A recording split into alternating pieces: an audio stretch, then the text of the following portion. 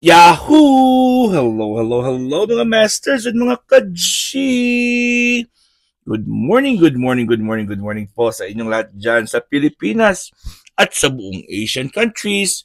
At kung saan man kayong lupalop ng ating daigdig, ay hayaan niyo muna kami ni G, the Green Girl, Cutie Patuti Iguana, na batiin po kayo ng good morning, good noon, good afternoon, good evening, at good night na po sa mga ready ng matulog. At welcome po sa ating panibagong topic. Tapos na po tayo sa topic natin kahapon. So ngayon po, may bagong lecture na naman tayo. And of course, before tayo mag-start, hihingin ko muna ang inyong thumbs up. Please don't forget to like, share, and subscribe dito po sa ating channel, Master Worm, for more updated contents. And syempre, alam niyo po yung mga bago nating mga schedule at ating mga lectures natin. At syempre, malaking tulong na rin po yun sa amin ni G. Ngayon po, si G po ay super excited na rin po na magpakita araw-araw sa inyo. Yan mga masters, yun yung si G natin. No? Alright. So for now, yan na muna si G. Diyan na muna si G natin. Okay. Okay, so ako po ay magpapasalamat din po sa ating kakatapos na po na Premier Marathon kagabi sa Bahay Kulitan. At sa lahat po ng mga umakyat, lahat po ng mga nagpakita ng support, nag-premiere, of course, congratulations po sa lahat mga na nag-premiere, sa mga sa baba na nagsusupport at nagko-comment, at sa mga komenta, nako, malaking tulong po yan, at maraming salamat po sa inyong lahat dyan. Yan, so, what is our topic for today? Our topic for today is healthy uses of salt. Ano po ang mga benepisyo nating makukuha sa asin. Asin po yung topic natin kasi kahapon po or previously asin din po yung topic natin, di ba? Pero ngayon po ay alamin natin yung mga benepisyo natin sa asin.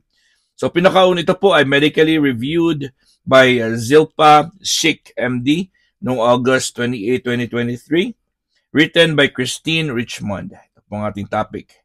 Alright, so number 1 is canker sores. Canker sores. Alam niyo ba kung anong canker source? Singaw. Okay? So, paano po makakatulong pong asin sa singaw? Rinsing your mouth with salt water can ease the pain and help you heal faster. Okay? Who among you here have canker or singaw, canker source? So, usually, it happens, it's found here under the lips. Ito sa mga lips, not sa loob ng ating lips.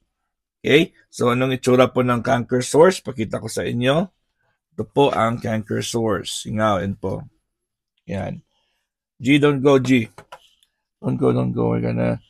Okay? So, paano po gawin po yan? Okay, stir a teaspoon. Kutsarita. Isang kutsarita lang po ng asin into a half cup or so of water. Okay? Mas maganda siguro yung warm water. Okay? So, you have to get 1 teaspoon of salt. Haluin lang po yan sa maligamgam na tubig na 1/2 cup lang po, or kung gusto mo marami-rami, okay naman po yan. Pero mas maganda 1/2 cup lang po. Okay? Swish and spit. Ayan po, mumugin lang po at idura. Do this several times a day until your canker sores don't bother you anymore. So it doesn't have a limited, it doesn't have a specific time or times on how kung kailan mo gagawin yan. Basta importante po dyan ay pag once na komportable ka na hindi na po siya nagbabother sa'yo, yan, pwede na yun. That's the time na wag mo na, pwede mo, pwede kayo mag-gargle ng siguro mga 4 to 5 times a day. Yan, di ba? Or more. Next is ingrown toenails. O, sino ba sa inyo dyan ang may ingrown toenails? Pasintabi lang po sa mga kumakain dyan. Pero ito po yung itsura ng ingrown toenails. So, ayan po ang ingrown toenails. Okay. Nako. Dali. Ito po yung ingrown toenails. So, yan. Okay. So, sa mga merong ingrown toenails dyan, this is when the edge of your toenails curves down. Okay. Curves down and gets strapped into, hindi ako makikita eh. Hindi ako makikita. I-move natin ng konti. Okay, so natatrap po siya sa ang ingrown toenails, di ba? And trapped into the skin, into your skin. So medyo ano siya, hindi siya tumutubo ng maganda, mabuti. So magkukos po siya ng irritation at sugat sa ating balat. Okay? So it often affects the big toe, usually sa malaking daliri natin sa paa. Okay? And it can really, really hurt. Masakit po yan, mga masters. Sino ba sa inyo dito yung nakaranas na po ng ganyan? Masakit yan talaga kasi very discomforting, lalo na po hindi ka makakagamit ng sapatos niyan. Yung iba dyan, nagsasandal lang. Okay? So, to ease swelling and tenderness, soak your foot in warm salt water several times a day. Ayun po, warm water pa rin at may asin. Okay? Follow with antibiotic ointment and a bandage. See your doctor if it doesn't improve or get worse. Ayan po, ang asin ay nakakatulong po. I-soak lang po. Ibabad nyo sa tubig na maligamgam na merong asin ang iyong buong paa. Yung daliri na yan. Ayan, buong paa na lang, syempre. Number 3, stuffy or runny nose. Ito po sino dyan sa inyo ang congested palagi ang inyong mga ilong? Okay? Salt is a proven way to help you breathe easier and when you get or when you have a cold. Pag meron kayong trangkaso, ang asin po ay nakakatulong. Ito po, tandaan nyo nakakatulong po ang asin. Bakit? Sa cold or flu or allergies. A bonus, it's affordable too. Look for over-the-counter saline nasal sprays. Maliban po sa asin, pwede ko pong bumili ng saline spray sa over-the-counter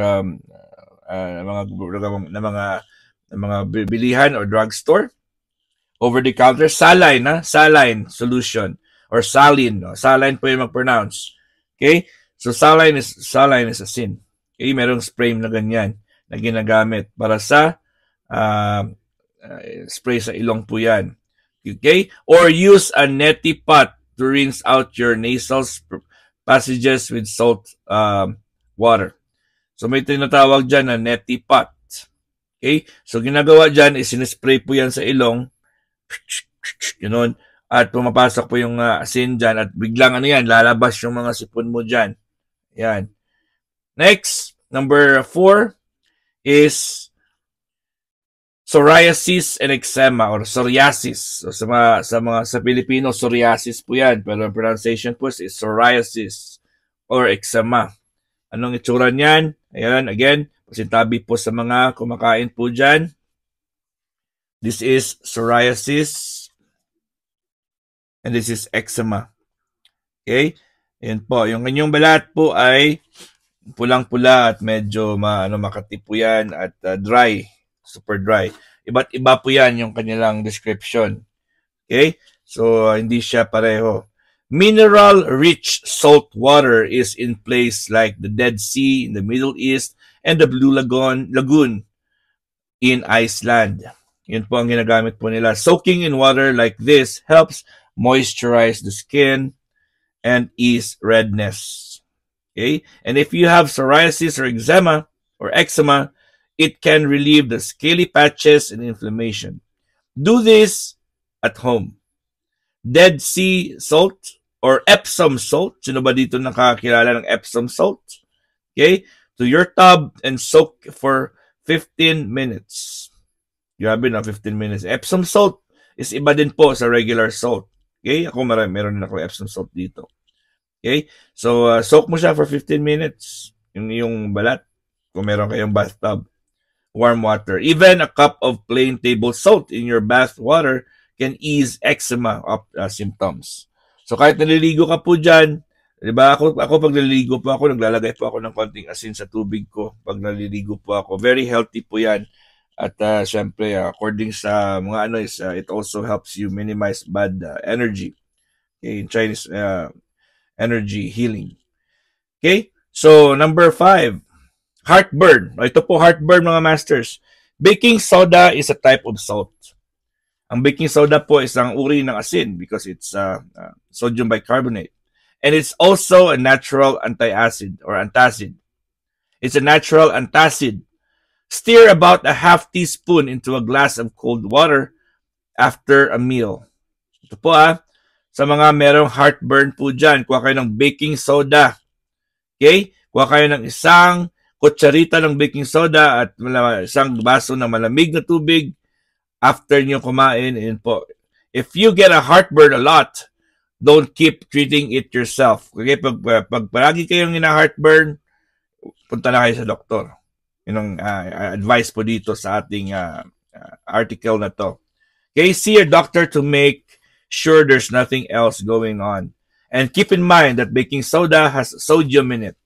If you are on a low-salt diet, pag nasa low-salt diet ka po, your doctor might want you to try a different kind of antacid. So, kung meron kayong low-salt diet, ang baking soda po is salt. So, there's other options aside from that. Alright, so for now po mga masters, hanggang dito lang po tayo, hanggang number 5 lang po tayo. Bukas po, i-explain po natin yung iba. I-add natin, we'll have some more. This is, I think, 12 benefits of salt sa ating katawan, healthy benefits of salt. So right now we'll have to end because we only have 12 minutes for this premiere. So we'll continue again tomorrow, and today is premiere promotion for Team Puyaters, and I would like to invite you guys sa mga libre po, samahan po natin ng Team Puyaters. And of course, may mga guesting din po si Master Worm. Kung minsan po ako ay kumakanta ako sa mga friends ko. And yun, tingnan niyo po kung saan tayo mamaya. I hope you guys always stay healthy and of course happy. And again, thank you so much for all your love and support sa aking channel, Master Worm. And si G natin is very, very happy too. Ayan. Alright, so this is G, the green girly kitty patootie iguana, and your one and only Master Worm. God is great. Yahoo!